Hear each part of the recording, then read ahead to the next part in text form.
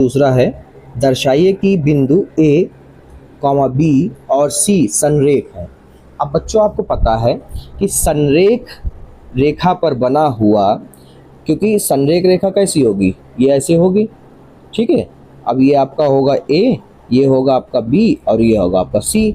अब ये संरेख रेखा है। अब संरेख रेखा पर जो है त्रिभुज का क्षेत्रफल 0 होता, क्योंकि ये त्रिभुज बनेगा ही नहीं, ऐसे होगा ही नहीं ना, तो इसका त्रिभुज का क्षेत्रफल क्या रहता है, 0। तो यहाँ पर हमें एक चीज दे रखी है, यहाँ पर हम लोग लिखेंगे कि ए बराबर आपको दिया है ए कॉमा बी प्लस सी, ठीक है, और बी बराबर दिया है आपको, बिंदु दे रखे हैं सी प्लस ए, ठीक है, और सी बिंदु आपको दे रखा है सी कॉमा ए प्लस बी, ठीक है।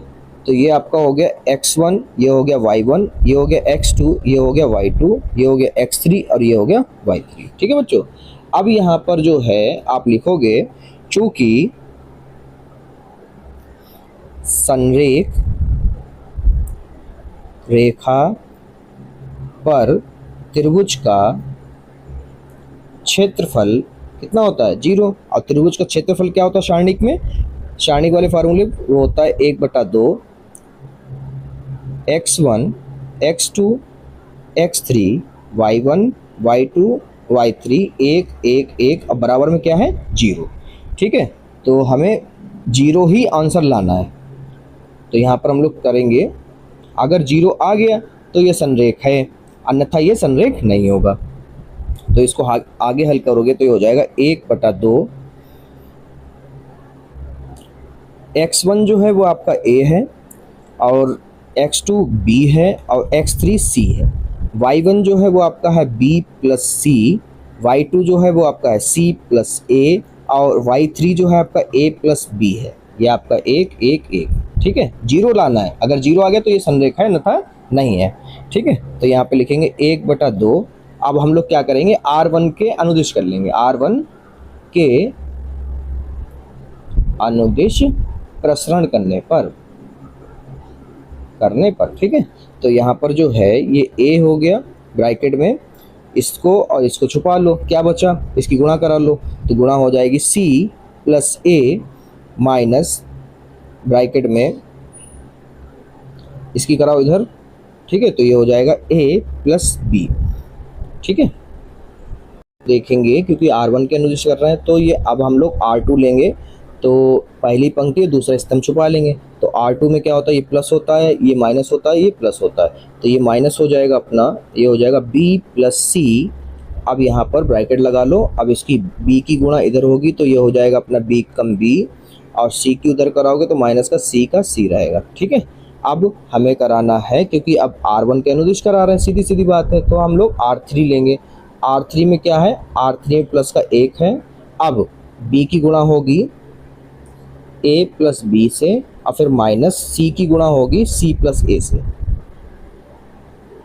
ठीक है। अब इसको आगे हल करेंगे हम लोग, तो यहाँ पर हो जाएगा 1/2 A, इसको ओपन कर देंगे ब्रैकेट को, तो ये हो जाएगा C प्लस A माइनस का B, ठीक है। फिर ये ब्रैकेट ओपन करेंगे तो ये हो जाएगा अपना B प्लस C, और ये एक बन गया B माइनस C, ठीक है। फिर प्लस 1 की गुणा, एक की गुणा जितने भी कराओगे एक ही आएगा, सब वही आएगा जो इसी गुणा कराओगे। तो यहाँ पर हम लोग लिखेंगे, अंदर गुणा कराओ B की, तो ये हो जाएगा B, अरे भाई सही से लिख लेते हैं, ये हो जाएगा AB plus B square minus C square minus AC, ठीक है। ये गुणा हो गई अंदर।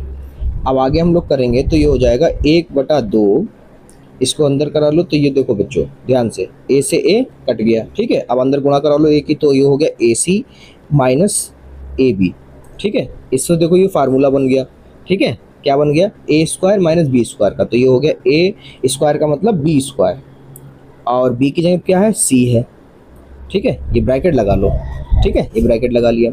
आगे प्लस यहाँ पर देखो बच्चों, ये हो गया अपना, ब्रैकेट ओपन कर दो इधर का, AB plus B square minus C square minus का AC।